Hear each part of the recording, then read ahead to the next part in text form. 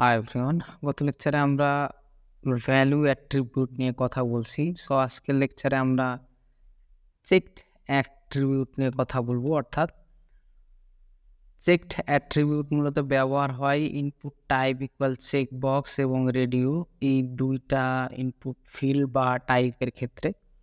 So আমরা যদি একটু প্র্যাকটিক্যাল এক্সাম্পল নেই, আমরা যদি কোডে এসে যদি আমরা ব্রাউজারের কোডটা দেখি, আমাদের এখানে যে আমরা রেডিও বাটন আমরা বলতেছি চেকড, এই অ্যাট্রিবিউটটা কাজ করে মূলত রেডিও বাটন এবং চেক বক্সের ক্ষেত্রে। আমরা এরকম আগে থেকেই চেক করে রেখে দেওয়া কিছু অপশন এরকম চেক করে রেখে দিতে পারে, যেন ইউজার ওয়েবসাইটে আসলে বুঝতে পারে যে এরকম আমার কোনো কিছু চেক করতে হতে পারে। সো এই জিনিসটা বাই ডিফল্ট এরকম করে আমরা চেক রেখে দিতে পারি চেকড অ্যাট্রিবিউট ব্যবহার করে। সো আমরা যদি রিফ্রেশ দিই তাহলে কিন্তু গায়েব হয়ে যাবে। তো চলুন আমরা দেখি কীভাবে এই কাজটা করতে পারি। সো আমরা রেডিও বাটন এখানে খুঁজি আমাদের কোডে, আমরা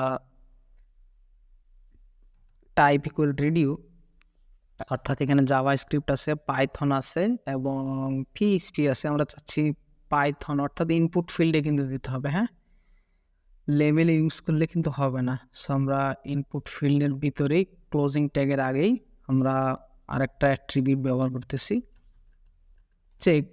যদি সেভ করে যদি আমরা আসি তাহলে দেখব পাইথন এখন বাই ডিফল্ট চেকড হয়ে আছে। আমরা চাচ্ছি back end development by default check হয়ে থাক।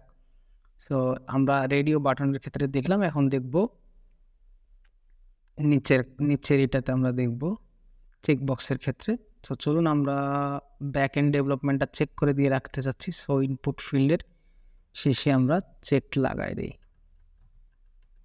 এখন যদি সেভ করে যদি আমরা চলে আসি তাহলে দেখতে পাচ্ছি বাই ডিফল্ট এটা এখন চেকড হয়ে আছে। আমরা যদি রিফ্রেশ দিই তারপরেও, অর্থাৎ এখন ইউজার চাইলে কিন্তু চেঞ্জ করতে পারে, হ্যাঁ, ইউজার চাইলে এটা আনচেক করতে পারে, অন্যটাও চেক করতে পারে।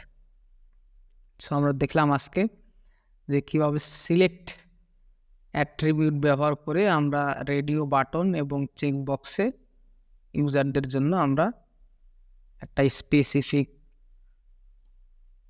ফিল্ড আমরা আগে থেকে চেক করে দিয়ে রাখতে পারি। সো দেখা হচ্ছে পরবর্তী লেসনে, সে পর্যন্ত ভালো থাকবেন, সুস্থ থাকবেন, আল্লাহ হাফেজ।